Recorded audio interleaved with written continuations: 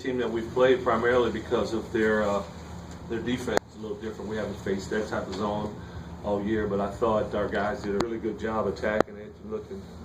You see, we had shot 55% from the floor, 47% from the field, and from the three, and 19 assists. Give our guys a lot of. I thought we attacked it inside, outside, we penetrated and kicked. To start, our guys did a good job going up against it. And really important because you play against that team and they're able to stifle you with that, you can have problems. I also thought we did a decent job on Chris Hansen. I heard that name. Chris Hansen and Thomas Sanchez. I thought we did a really good job on those guys because they can be a problem. Anyway. They were almost 44% three-point shooting team coming in. It seemed like they got a lot of good looks in the interior the first 25-30 minutes of the game. Was their three-point shooting a focus, and do you think the interior defense lacked because of that? It was a focus. I think that they're averaging 80 points a game. I think that they were up against Utah 15 points in the first half. I think they're a pretty good team. I think that they'll do well in the Big Sky. And, they practice too, so you give them a lot of credit for what they were going to do. But the first half, they shot a higher percentage, but in the second half, I thought we settled down. They shot 37%. I thought we did a good job that way. What is it that you are still not doing consistently at defense and size? We're still not jumping to the ball as much, but we've cut our giving up in terms of giving up layups. We've cut that way down in the last two games, from especially the San Diego State game, from where it was before. Regardless of who we were playing, we were getting far too many layups. So was the specific challenge just different types of zones that they would throw at you from time to time? They have different looks. They tweak their zone, different possessions.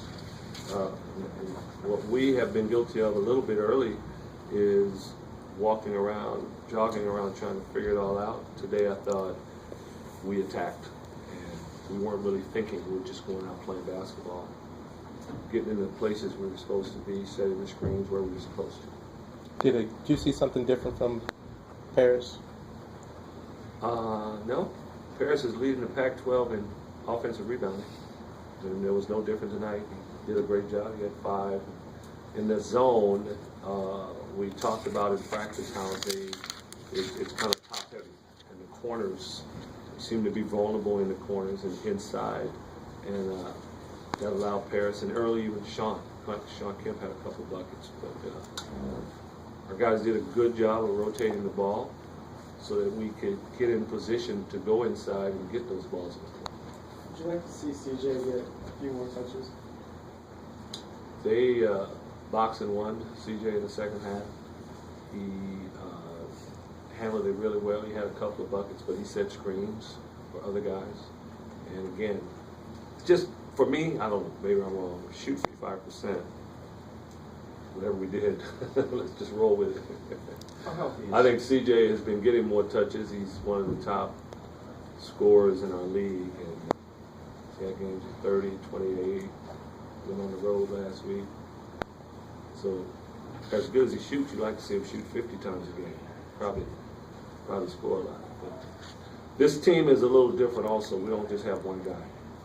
Other guys can step up and make baskets. How healthy is Shawn? When you say healthy, he's not as strong as he used to be. And that's what we stated earlier. He's going to get stronger and stronger each week. And there were a couple of times he got winded, but I thought just the way he had a little more pop in him today than he's had. So each week you'll see a stronger, more peppy Shawn Kemp. Is what they're trying to do to correct the issue impacting that, pulling him back a little bit, not enabling him to go forward? Or? The issue is not being corrected now. It just has to take form, take shape. I can just tell you he's getting stronger and stronger. If you were in a hospital, you were bedridden for a considerable amount of time, you wouldn't just be able to go to the races right away. It take a little bit. The more you eat, the more you walk around, the stronger you get. You're on your way. You know you're going to be on your way. You just haven't been able to do it for a while. That's confidence. He's on his way. I know you guys leave tomorrow. What do you have specific planned for the trip to New Orleans and maybe specifically for Gerard? Well, we're going to go to Bernard's house, and they're going to provide some good old Louisiana grub for us, which I can't wait. I'll be first in line. And we have a little something else planned. We'll probably talk about it when we come back. One more for Coach. It should be fun. Paris had a couple of assists. One of them, he ran the full court and dished off. How gratifying is that as a head coach to see your big guy run the floor? What's like good? Paris is a good passer. Paris runs the floor. This isn't the first time he's run ahead of the defense and scored.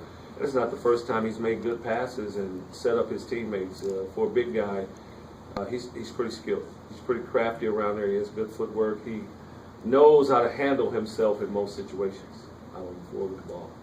Thank you, Coach. Thank you all.